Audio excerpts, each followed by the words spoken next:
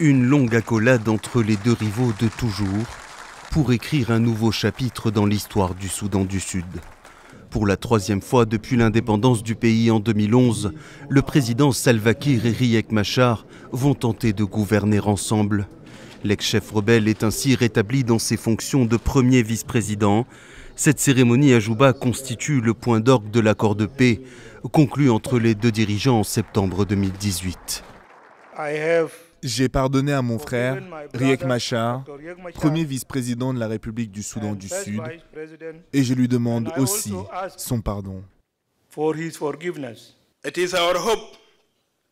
Nous espérons que la formation de ce gouvernement d'union nationale créera un nouvel élan et un nouvel esprit d'engagement et de coopération.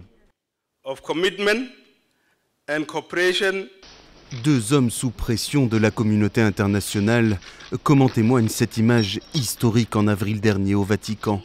Le pape François s'incline devant les deux rivaux et leur embrasse les pieds pour les encourager à aller au bout du processus de paix. Après plus d'un an de tergiversation autour de questions comme la création d'une armée nationale unifiée ou encore sur le nombre d'États régionaux, l'horizon politique semble se dégager enfin. Le prochain gouvernement comptera 4 autres vice-présidents et d'autres groupes de l'opposition. Il sera composé d'un total de 35 ministres. Mais si Salva Kiir a évoqué une paix désormais irréversible, il reste des défis majeurs à relever, notamment en matière de sécurité et de droits de l'homme.